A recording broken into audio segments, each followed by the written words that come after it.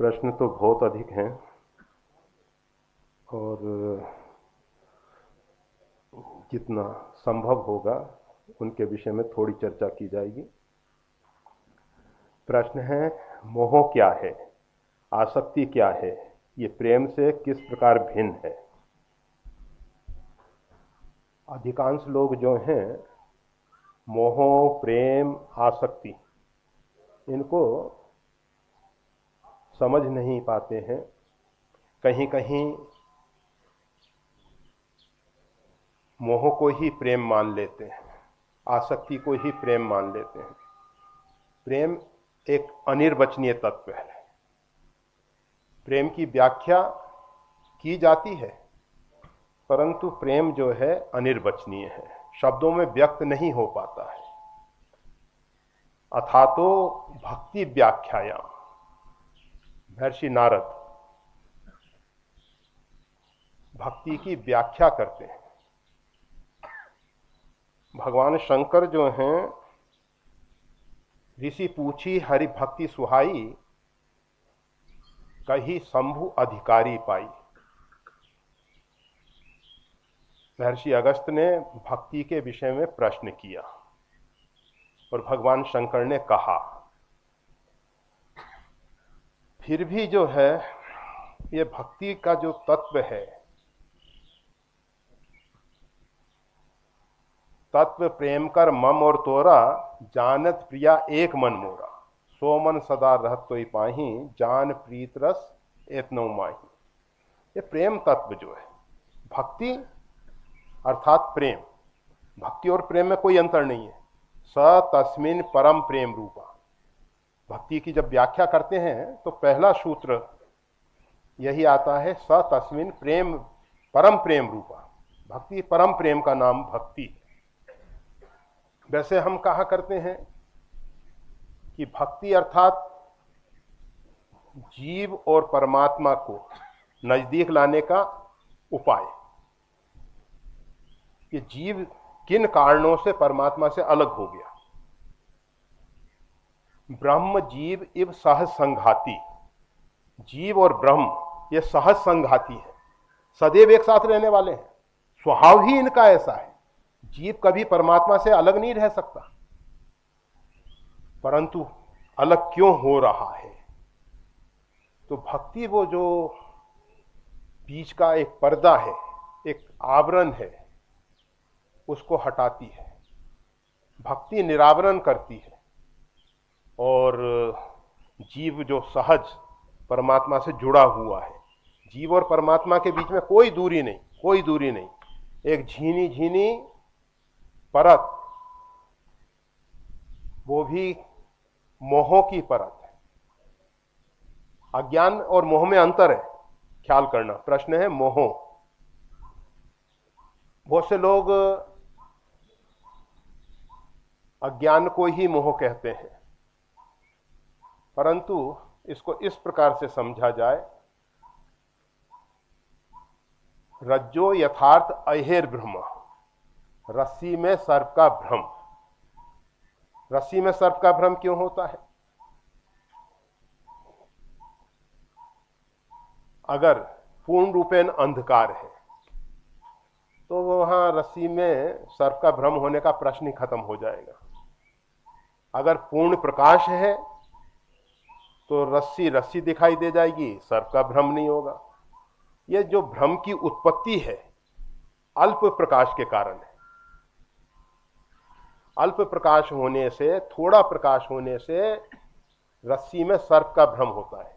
पुनः इस पे विचार करें, अगर सर्प नाम की कोई वस्तु ही नहीं होती तो क्या रस्सी में सर्प का भ्रम हो जाता? कदापि संभव नहीं। जासु सत्यता ते जड़ माया, भास सत्य मोह सहाया। जिसकी सत्यता से, परमात्मा की सत्यता से जड़ रस्सी जो है मोह का सहारा लेके, अल्प प्रकाश का सहारा लेके, मोह अर्थात अल्प प्रकाश, थोड़ा ज्ञान, थोड़ी समझ,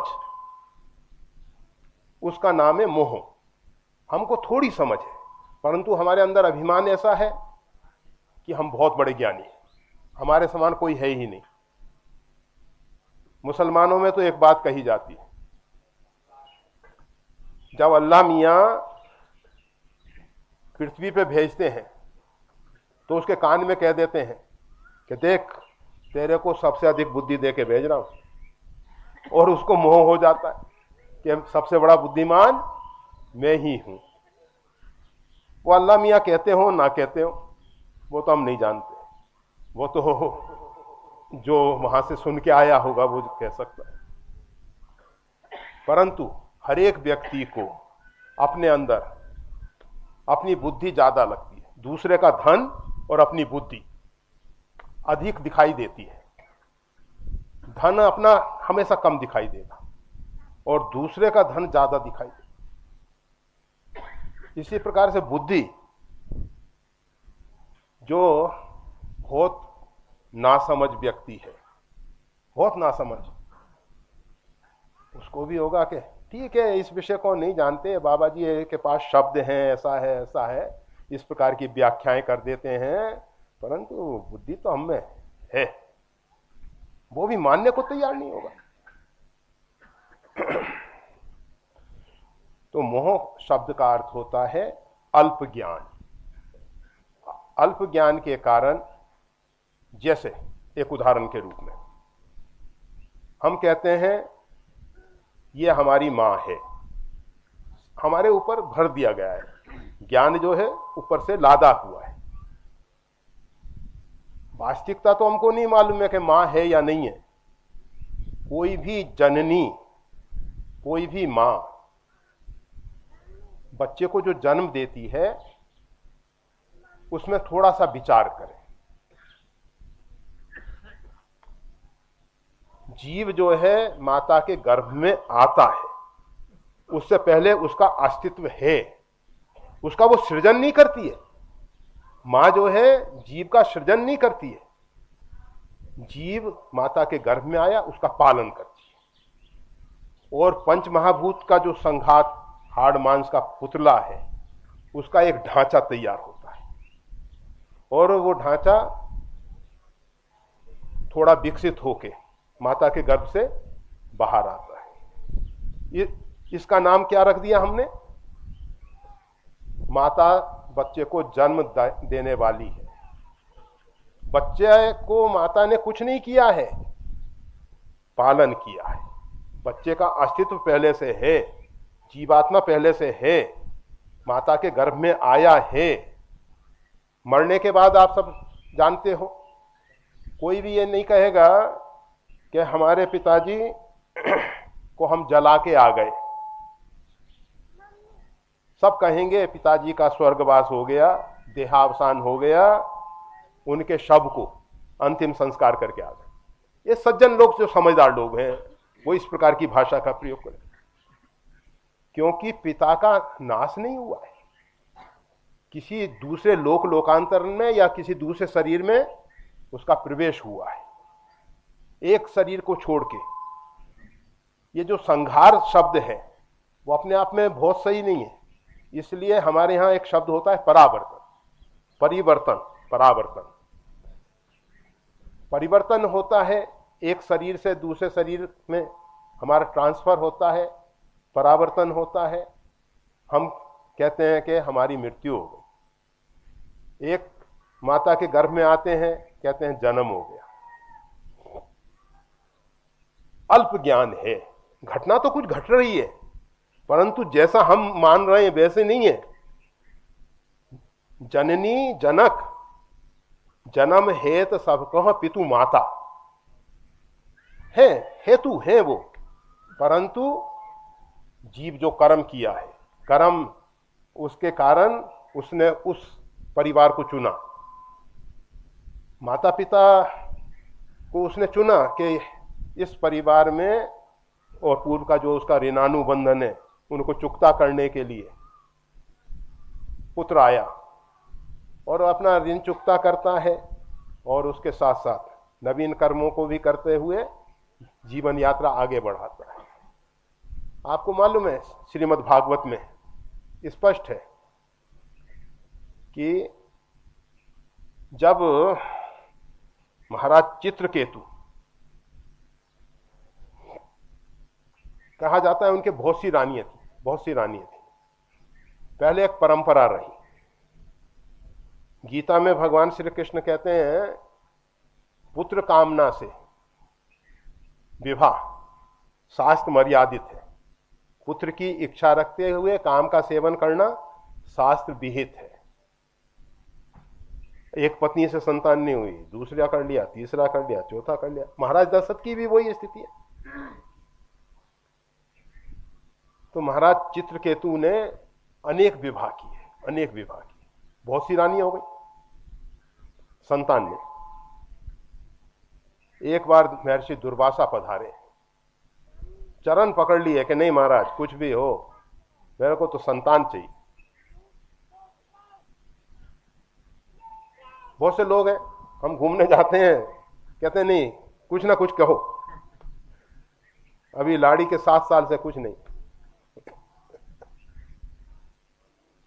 कुछ ना कुछ करो, कुछ ना कुछ कहो। पकड़ लिए महर्षि दुर्वासा के चरण। महर्षि ने कहा देखो तुम्हारे भाग्य में संतान सुख नहीं है। अगर जबरदस्ती किसी भी प्रकार से एक संतान तुमको दे भी दी जाएगी तो बहुत अल्पायु होगी, बहुत अल्पायु होगी, और शीघ्र ही उसका देहावसान हो जाएगा। हमारा जो हो एक बार दो, आगे देखा जाएगा। ठीक। महर्षि दुर्वासा जो हैं ये मस्तु कह के ऐसा ही हो चले गए। और छोटी रानी के गर्भ रहा। कुछ समय उपरांत एक शिशु ने जन्म लिया। अब तो चारों तरफ खुशी की लहर दौड़ गई, बधाइयां बजने लगी, नाना प्रकार के उत्सव मनाए जा रहे हैं। सब रानियों ने देखा कि छोटी रानी के संतान हो गई है। ईर्ष्या बड़ा खतरनाक है। दूसरे के सुख को देख के हमारे हृदय में जलन, दूसरे की उन्नति को देख के हमारे हृदय में जलन, इसका नाम है ईर्ष्या। और ये फिर आगे चल के मात्सर्य का रूप ले लेती है। ईर्ष्या ही मात्सर्य में परिवर्तित हो जाती है। महर्षि अत्रि कहते हैं भजंती हीन मत्सरा। अगर भजन करना है तो मात्सर्य नहीं आने दो अपने जीवन में। जिसके जीवन में मात्सर्य आ जाएगा वो भजन नहीं कर सकता है। हुआ ये, सब रानियों ने विचार किया। अब तो राजा जो है हम सबको उपेक्षित भाव से देखेगा। अब तो राजा की विशेष प्रेम पात्र ये छोटी रानी होगी। तो कारण कोई क्यों ना मिटा दें, ना रहे बांस ना बजे बांसुरी। जब बांस ही नहीं होगा, पीतल की बांसुरी उस समय नहीं चलती थी और सही जो ध्वनि है जो बांस की बांसुरी में है वो पीतल में नहीं है। उन सब ने मिलके उस बच्चे को कालकूट विष, पोटेशियम साइनाइड दे दिया और बच्चा जय श्री राम। अब तो जहां उत्सव उमंग वो सब ठंडा पड़ गया और चारों तरफ शोक का वातावरण, शोक का वातावरण। और ये समाचार पूरे राज में फैल गया कि इस प्रकार की घटना घटित हो। राजा के पुत्र ने जन्म लिया और तत्काल ही उसका देहावसान हो। अब राजा तो मूर्छित हो गया। मंत्रियों ने, सब ने कहा कि अब ऐसी स्थिति में क्या करना चाहिए। राजपुरोहित को बुलाया गया। राजपुरोहित ने कहा मैं इस विषय में कुछ नहीं कर सकता, इस विषय में तो वही महर्षि दुर्वासा को ही बुला लो। दुर्वासा जी ने कहा कि हमारे चलने से तो हमने तो पहले बताया था उस मूर्ख को कि शेख तेरे संतान, उसने कहा था जैसा हो, नहीं माना वो तो नारद जी को साथ में लिया। कहा नारद जिसका ज्ञान कभी रद्द नहीं होता, जिसका ज्ञान कभी अस्वीकार नहीं होता, वो है नारद। वैसे नारम ददाती नारद, जो ज्ञान दे उसका नाम भी नारद है। नारद जी पहुंचे, राजा को समझाने लगे कि देखो कौन किसका पिता, कौन किसका पुत्र, ये सब तो ऋणानुबंधन से एक दूसरे के साथ जुड़ जाते हैं। जल बह रहा है, उसमें कितने रेती के कण इकट्ठे होते हैं फिर अलग हो जाते हैं, ये सब जल का प्रवाह के द्वारा होता रहता है। ये संसार में जो प्रवाह बह रहा है, संस्कृति संसार जो हमेशा सरकता रहे, उसका नाम संसार। ताकि ये तो होता रहता है। राजा ने कहा कि महाराज मेरे को ये ज्ञान नहीं चाहिए, आप तो कृपा करके इसको जीवित करो। अब राजहट, 3 हट बहुत प्रधान है, एक तो राजहट, क्रियाहट और बालहट। अकबर ने पूछा बीरबल से कि महाराज सबसे प्रबल हट कौन सी है? कहा बालहट। कहा बालहट सबसे, और राजहट के विषय में लोग कहते हैं, क्रियाहट के विषय में कहते हैं, कहा वो सब तो इसके सामने गौण है, बालहट सबसे प्रबल है। अच्छा इसका प्रमाण दो। कहा महाराज अभी दे देता हूं, आप बन जाओ बाप, मैं बन जाता हूं आपका बेटा, छोटा शिशु बालक। का ठीक है मंजूर। अब बीरबल कहने लगा कि मैं गन्ना लूंगा। बादशाह ने तुरंत गन्नों का ढेर इकट्ठा करवा दिया। कहा कि इसको छिलका निकालो, निकाल दिया। कहा इसके टुकड़े करके 2 टुकड़े कर दिए। कहा कि इसको जोड़ के फिर गन्ना बनाओ। बालहट है कि मेरे तो वही गन्ना फिर से बन के चाहिए, जो टुकड़े कर दिए गए गन्ने के। अब बीरबल तो मचल गया कि नहीं मैं तो वही गन्ना लूंगा। तो बालहट जो है ना वो सबसे प्रबल है, उसको पूरा करना बहुत कठिन है। भगवान श्री राम छोटे हैं कि मैं तो आकाश का चंद्रमा लूंगा। माता कौशल्या बहुत समझदार, तुरंत जल का पात्र मंगाती हैं, जल में प्रतिबिंब दिखता है। का ले लो बेटा। हाथ से जो पकड़ने जाते हैं जल चंचल हो जाता है, पकड़ाई में नहीं आता, रोने लगते हैं। मतलब बालहट को पूरा करना बड़ा कठिन, बहुत कठिन। पर राजा ने कहा, चित्रकेतु, महाराज चित्रकेतु ने कहा महाराज हमें तो हमारा बच्चा को एक बार जीवन दे, फिर जो हो। कहा ठीक है।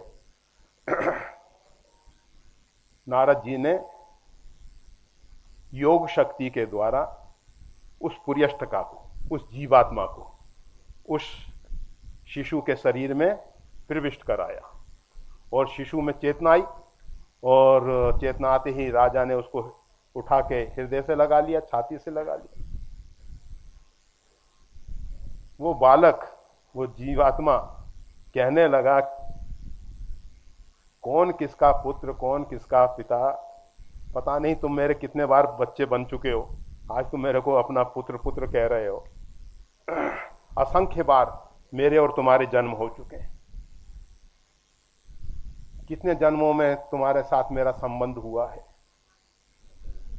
जब पुत्र ने इस प्रकार से बताया तो राजा चित्रकेतु को फिर समझ आई, फिर वो तपस्या के लिए गए। बहुत लंबी कथा है, बहुत लंबी। चित्रकेतु कर घर उन घाला। तो कहने का मतलब ये है, हम सब ये जो अहमता ममता कर रहे हैं, मैं और मोर, ये है मोह बच्चे के प्रति, कि ये मेरा बच्चा। ठीक है, बच्चे को पालन करने के लिए हमको सौंप दिया गया है। एक मालिक ने अपने नौकर से कहा कि इस बगीचे की अच्छे ढंग से देखभाल करो। मालिक का कर्तव्य है कि बगीचे को अच्छे ढंग से सुसज्जित करे, अच्छे ढंग से उसका विकास हो। परंतु अगर मालिक उसमें से एक फूल तोड़ना चाहे या किसी पौधे को हटाना चाहे और मालिक कहे कि नहीं नहीं ये मेरा है, तो क्या कहोगे आप सब? वो माली के दुराग्रह को मूर्खता कहोगे। इसी प्रकार से उस परमात्मा ने हम सबको बच्चे को पालन करने के लिए, लालन पालन के लिए सौंप दिया है। उसका कार्य देखना चाहिए, कार्य करना चाहिए, उसको अच्छे संस्कार देने चाहिए, अच्छी शिक्षा देनी चाहिए, सब कुछ करना चाहिए। परंतु उसको अपना मानना ये अल्प ज्ञान है, अल्प ज्ञान है। ये है मोह। और ये जो मोह है ये आगे चल के आसक्ति का रूप ले लेता है।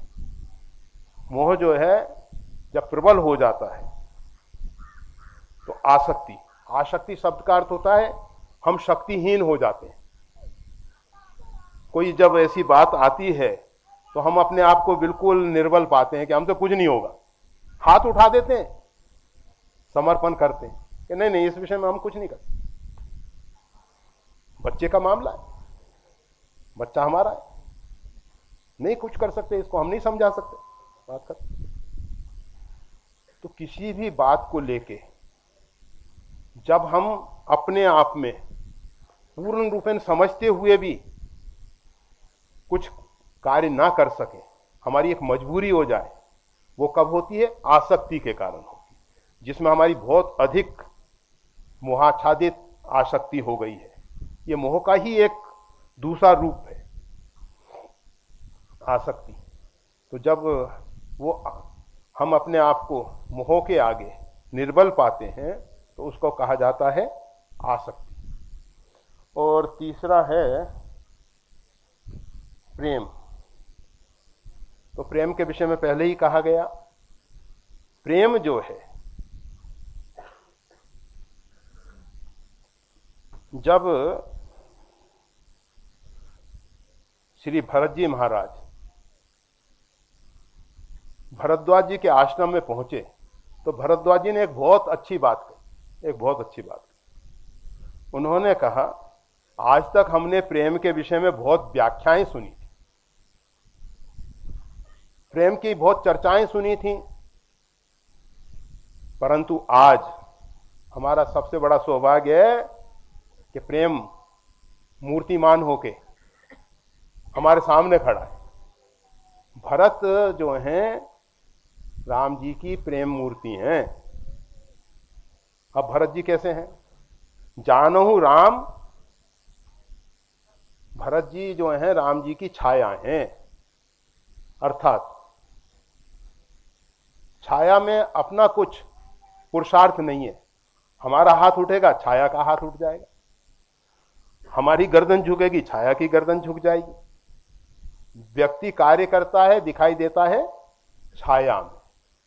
तो जिसमें इस प्रकार की अपने अंदर किसी भी प्रकार का कर्तृत्व, पुरुषार्थ ना रहे, वो प्रेम की मूर्ति है।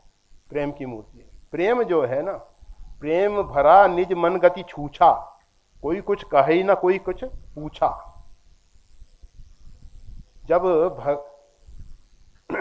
भगवान श्री राम के पास चित्रकूट में अयोध्यावासी पहुंचे, भरत जी पहुंचे, और भरत जी और राम जी का मिलन जब हुआ तो उसका वर्णन करते हुए गोस्वामी तुलसीदास जी कहते हैं, प्रेम भरा मन निज गति छूछा। प्रेम से मन भर गया, कोई कुछ कहे ना कोई कुछ पूछा। सुतीक्षण, निर्भर प्रेम मगन मुनि ज्ञानी, कहीं न जाई सो दशा भवानी, को में कहां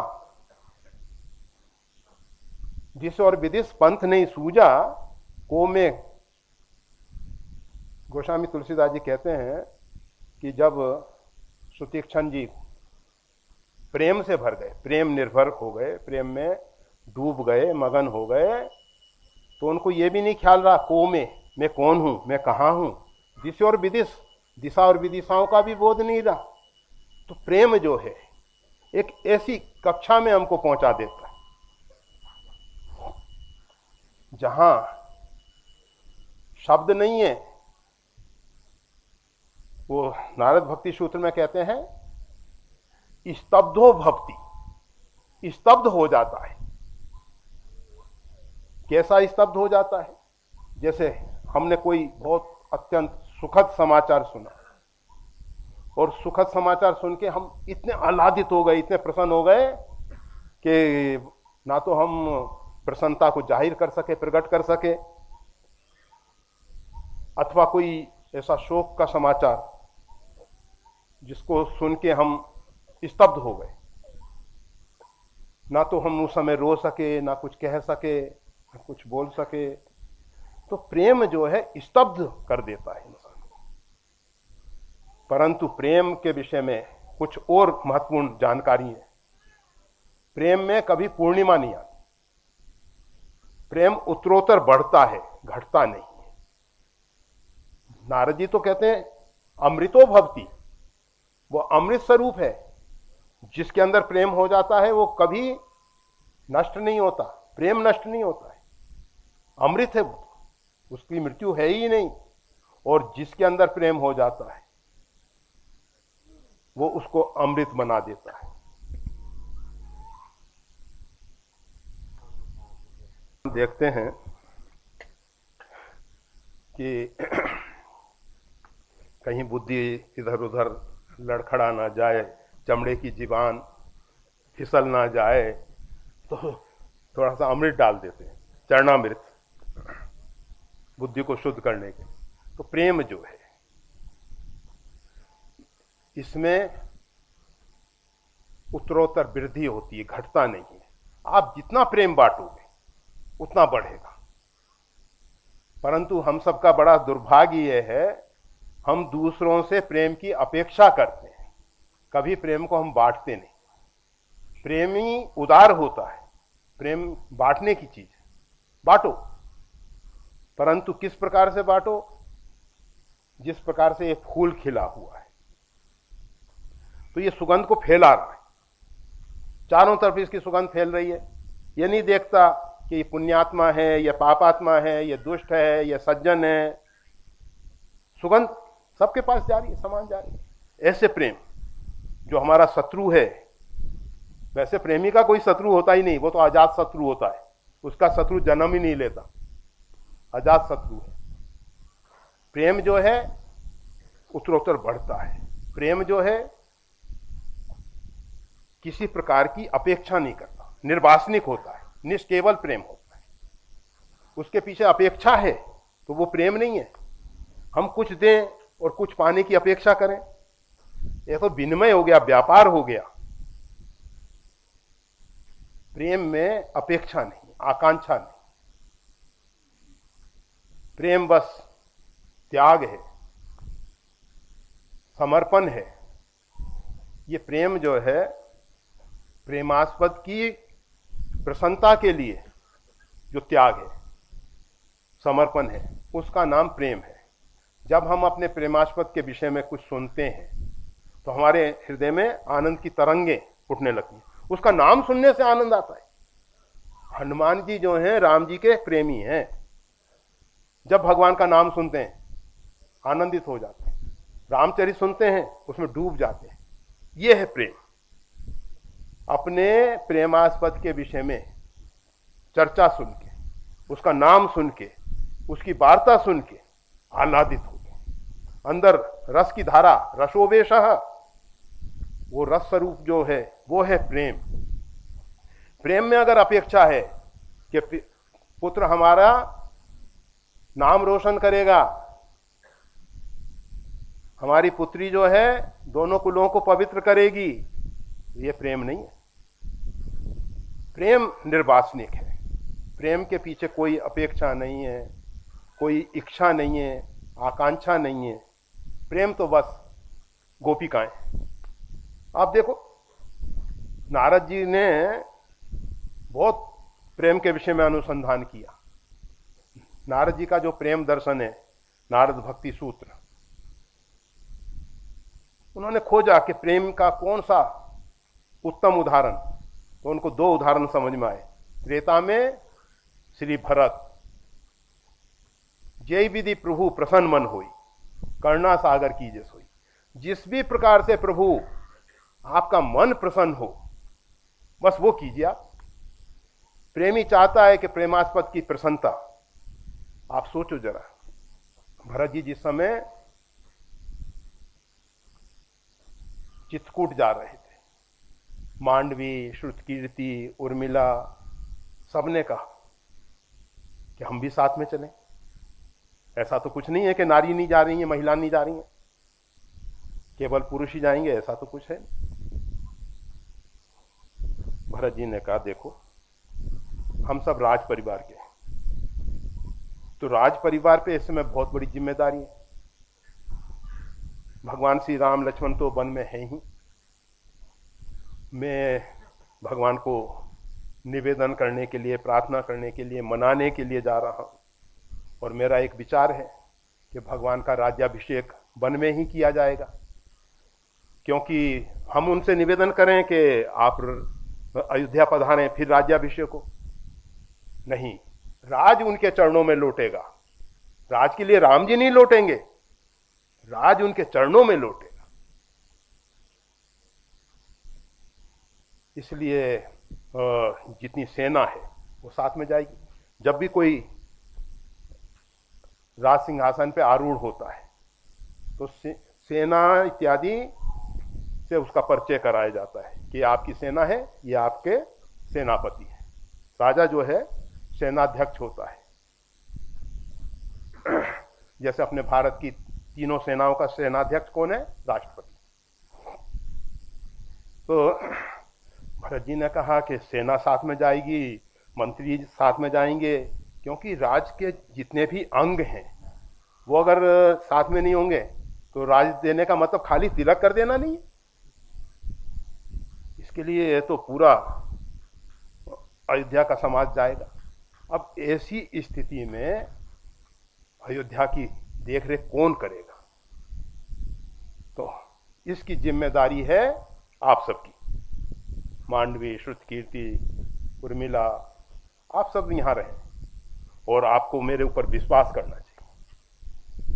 मेरे निवेदन से, मेरे प्रार्थना से भगवान श्री राम अवश्य आएंगे, अवश्य मैं उनको लेके आऊंगा। उनको दृढ़ विश्वास है कि बचपन से भगवान श्री राम मेरी इच्छाओं की पूर्ति करते आ रहे हैं। कभी भी ऐसा होता ही नहीं है कि मेरी बात को भगवान श्री राम अस्वीकार कर दें। हारूं खेल जितावई मोही। मैं जब खेल में भी हारता था तो उस समय मेरे को जिता देते थे भगवान श्री राम। तो ऐसा नहीं हो सकता है कि भगवान मेरी इच्छा की पूर्ति ना करें।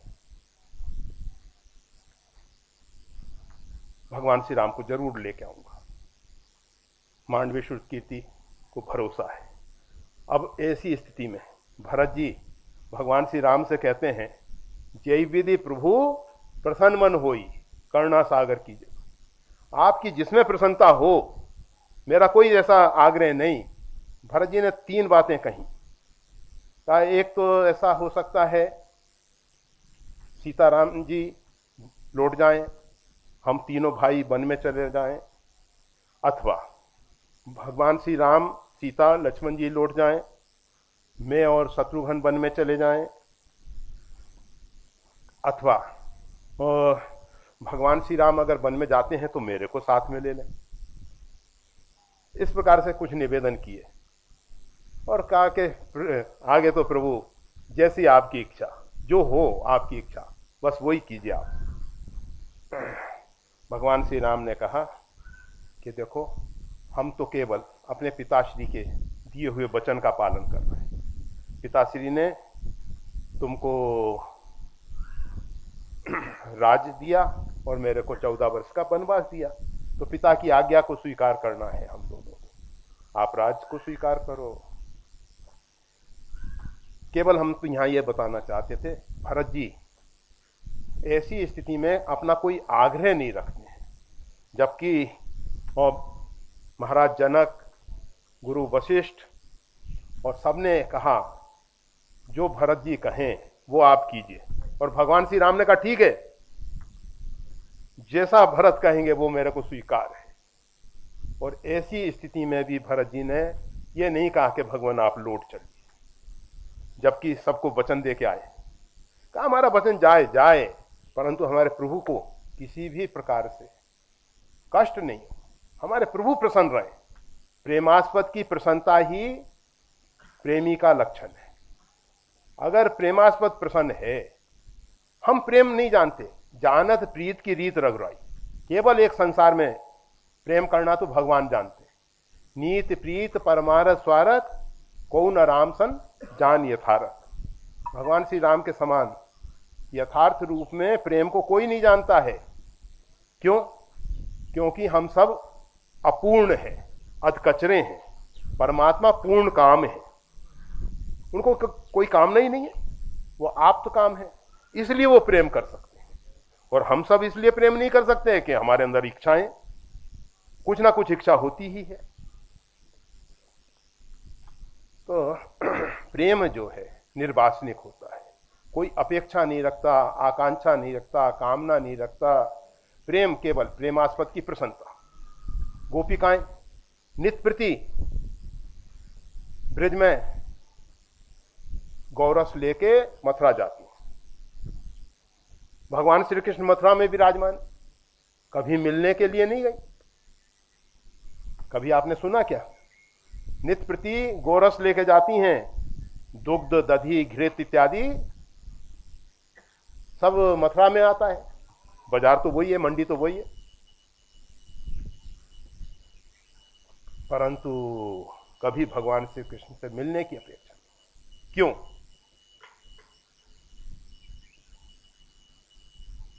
केवल एक बात कि अगर हम भगवान से मिलेंगे तो संसार समाज कहेगा कि देखो ये गांव की ग्वार ग्वालिनों से भगवान श्री कृष्ण प्रेम करते, इसमें हमारे प्रभु की न्यूनता पाई जाएगी,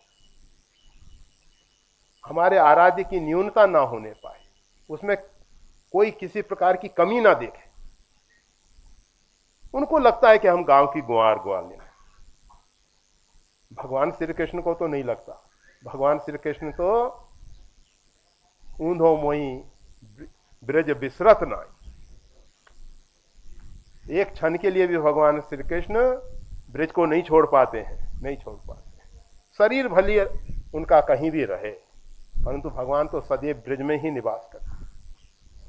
तो प्रेम जो है प्रेमास्पद के विषय में तोहिन नहीं देख सकता, उसकी न्यूनता नहीं देख सकता। किस प्रकार से हमारे प्रेमास्पद जो हैं बस प्रसन्न रहे। और भी बहुत सी कथाएं भरी हैं, आपको मालूम है। नारद जी भगवान श्री राम के पास पहुंचे, परमात्मा के पास पहुंचे। नारद जी के मन में एक विचार था कि मैं भगवान का प्रेमी भक्त हूं। भगवान तो बहुत दयालु हैं। भगवान जानते हैं कि किसी के हृदय में अगर गर्व का, अहंकार का अंकुर पैदा हुआ है तो ये वृक्ष ना बन जाए। अगर ये वृक्ष बन जाएगा तो ये व्यक्ति बर्बाद हो जाएगा, इसलिए उसके अंकुर को ही उखाड़ देना चाहिए। नारद जी के मन में जो गर्व का अंकुर हुआ तो भगवान ने कहा इसको उखाड़ना चाहिए। भगवान तो सदैव स्वस्थ हैं। स्वस्थ मतलब स्व में स्थित होना, अपने आप में स्थित। भगवान दूसरे में स्थित नहीं होते हैं, अपने आप में स्थित होते हैं, स्वस्थ रहते हैं सदा। परंतु नारद जी गए तो भगवान थोड़े से रुग्ण दिखाई दिए। भगवान थोड़े से, नारद जी ने पूछा कि भगवान आज आपकी तबीयत? भाई क्या बताएं, आज मन प्रसन्न नहीं होता। का उपाय? उपाय है कोई भी भक्त की चरण धूलि मिल जाए, चरण धूलि मिल जाए, उससे बस सिरोधार्य कर लेंगे, वो मन प्रसन्न हो जाएगा। नारद ने कहा अभी लाता हूं। नारद जी बड़े बड़े ऋषि महर्षियों के पास गए, बड़े बड़े धर्म धुरंधरों के पास गए, बड़े बड़े मंडलेश्वरों के पास गए, सब मंदिर मठ खोज डाले, परंतु कोई भी व्यक्ति अपने चरण की धूली भगवान को देने के लिए तैयार नहीं। नारद जी निराश हो गए। सोचा कि चलो ब्रज गोपिकाओं के पास चलो।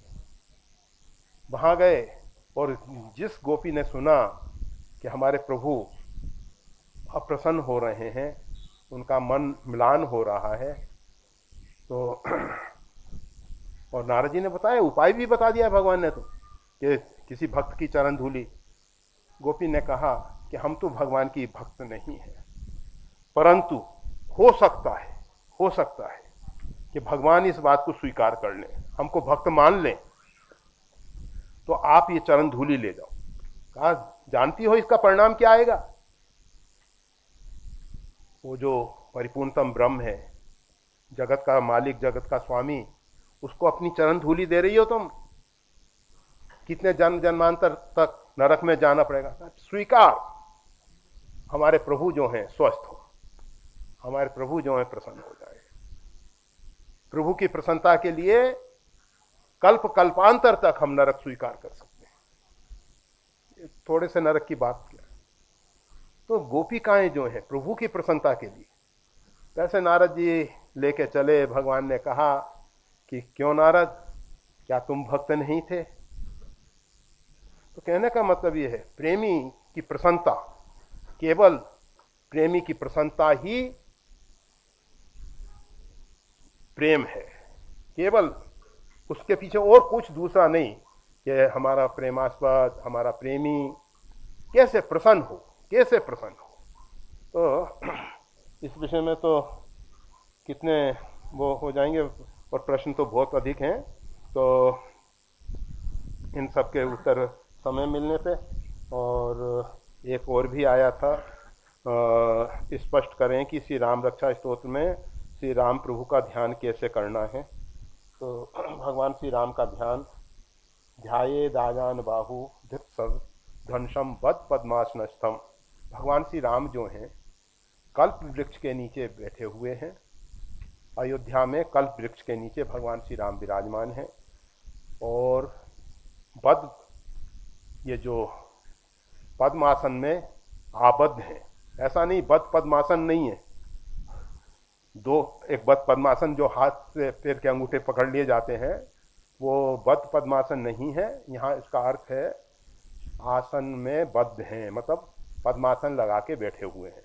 ये विग्रह हमारे ग्वार आश्रम पे, हमारे मतलब स्वामी रामानंद संत ग्वार आश्रम और श्री स्वामी रामानंद संत आश्रम ऋषिकेश, इसमें हमारे सरकार का विग्रह जो है, भगवान श्री सीताराम जी का जो विग्रह, दोनों पद्मासन में बैठे हैं। इससे क्या लाभ होता है? भगवान के दोनों चरण के जो तलुए हैं वो ऊपर रहते हैं। वो ऊपर होने से उनके चरण चिन्ह उसमें सब दिखाई देते हैं। परंतु ये दर्शन केवल जिस दिन महाभिषेक होता है और जो महाभिषेक में अंदर पहुंचता है वही कर पाता है, नहीं तो भगवान तो श्रृंगार में वस्त्र इत्यादि से ढके रहते हैं, वो दर्शन हमेशा नहीं हो पाता है। परंतु यहाँ ध्यान की जो बात की जा रही है, ध्याये दाजान बाहुम वद पद्मासनस्थम। भगवान श्री राम जो हैं पद्मासन में बैठे हुए हैं, और भगवान के जो 24 चिन्ह दोनों पैर के वो स्पष्ट दिखाई दे रहे हैं। क्योंकि सुमरत राम चरण जिन रेखा, भगवान के चरण चिन्हों के ध्यान का बड़ा महत्व है। आपको मालूम है, जिस समय अक्रूर बलराम और श्री कृष्ण को लेने के लिए वृंदावन पधारे, ब्रिज में आए, तो रास्ते में मन में बड़ा द्वंद्व चल रहा था कि मैं जाऊंगा और बलराम और कृष्ण को लेके, कंस तो दुष्ट है ही, दुष्ट प्रकृति का है, उनके साथ दुर्व्यवहार करेगा, उनको क्षति पहुंचाएगा और उसमें निमित्त में बन जाऊंगा।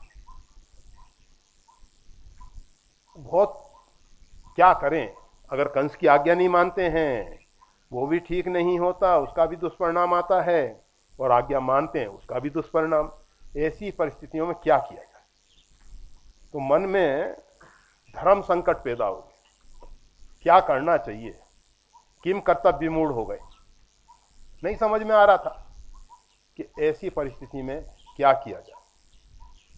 भगवान तो अंतर्यामी हैं, भगवान ने लीला रच दी और जैसे ही ब्रिज में प्रवेश किया, ब्रिज में भगवान ने पत्रान मतलब जूते चप्पल नहीं पहने। भगवान का कहना है कि हमारी गौ माता, गौ वत्स बिना जूते चप्पल के वन में जाते हैं, तो हम उनके सेवक गोपाल गौ सेवक कैसे और पत्रान पहन लें। तो भगवान ब्रिज में जब तक रहे 11 वर्ष 52 दिन,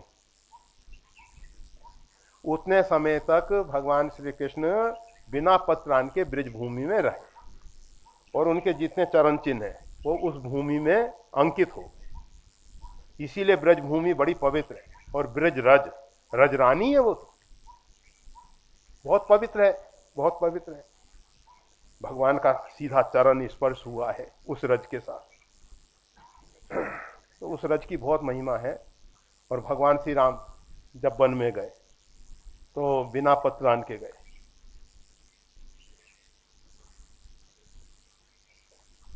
तो अक्रूर जी ने देखा कि भगवान के चरण चिन्ह बने हुए हैं और उन चरण चिन्हों को देखने से, उनका ध्यान करने से उनके मन में एक विचार आया कि पास में एक पुष्करणी है, मतलब सरोवर है, उसमें स्नान कर लिया जाए। स्नान करने के लिए नाक पकड़ के डुबकी लगाई और बस भगवान ने अपना पूरा स्वरूप का बोध करा दिया। मंदिर में और जब भगवान प्रकट होते हैं तो भगवान का रूप तो सबको दिखाई देता है। दुर्योधन ने भगवान का रूप देखा, राक्षसों ने भगवान का रूप देखा, परंतु भगवान के स्वरूप को नहीं जानते, स्वरूप का बोध नहीं होता।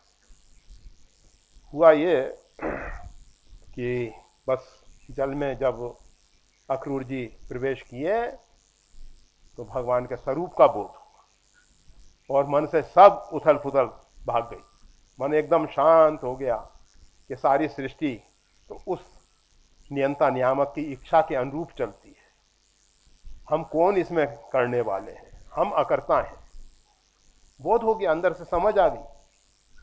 और बस फिर बाहर निकल के सहर्ष बलराम और श्री कृष्ण को लेके फिर गए हैं। तो कहने का मतलब ये है, चरण चिन्ह और भी बहुत से रामचरितमानस में सुमरत रामचरण जिन रेखा, गीधराज जटायु, जिनके मुख्य पंख जैसे व्यक्ति के 2 हाथ, इसी प्रकार से पक्षी की 2 पंख होते हैं, प्रधान पंख, उसमें फिर बहुत से पंख होते हैं, तो वो 2 पंखों से उड़ान भरता है और रावण ने उन पंखों को ही काट दिया। सुमिर राम की अद्भुत करनी, रामचरितमानस का श्रेष्ठतम पात्र। वैसे देखा जाए शरीर की दृष्टि से तो निकृष्ट पात्र रामचरितमानस का, मतलब गीत अधम खग आमिष भोगी, गीत तो अधम पक्षियों में गिना जाता है, मांस भक्षी, सड़े गले मांस खाने वाला, वो अधम पक्षी जो है। और महाभारत का जो श्रेष्ठतम पात्र भीष्म, भीष्म जो है महाभारत के श्रेष्ठतम पात्र कहे जाएंगे, उनके सामने उनकी पुत्रवधू को निवस्त्र करने की कुचेष्टा की जाती और वो गर्दन झुकाए बैठे रहते। और ये हमारे गीधराज जटायु रावण को ललकारते हैं, रे रे दुष्ट ठाड़ किन हुई, अरे दुष्ट रुक जा रुक जा, कहां ले जा रहा है मेरी पुत्री सीता को। और कहते हैं सीते पुत्री करे जन प्रासाद, है पुत्री डरो मत, मैं आ रहा हूं। और रावण को उन्होंने एक बार मूर्छित भी कर दिया। तो हम केवल ये बता रहे थे कि जब रावण ने उनके दोनों पंख काट दिए, कथा बहुत लंबी चौड़ी है और इसलिए हमको सारांश में कह के, और अभी आसन पे पहुंचने का समय हो चुका है, इसलिए हमको जल्दी है। तो बस रावण ने उनके दोनों चंद्रहास तलवार, उसका बार कभी निष्फल नहीं जाता, और उसके द्वारा उनके दोनों पंख काट दिए और वो बड़े प्रसन्न हो गए, भूमि पे गिरते हैं बड़े प्रसन्न। हमारी एक उंगली कोई काट दे हमारी हालत बिगड़ जाएगी, एक बूंद रक्त की गिरती है हमको परेशानी हो जाती है, और उनके दोनों भुजाओं को काट दिया गया। और वो सुमिर राम की अद्भुत करनी, वो भगवान को धन्यवाद दे रहे हैं कि वाह प्रभु, आपने कितनी सुंदर लीला रची। अगर ये मेरा सिरोच्छेद कर देता, मेरा मस्तक काट देता, तो सीता जी का संदेश आप तक कौन पहुंचाता, कैसे पहुंचाता।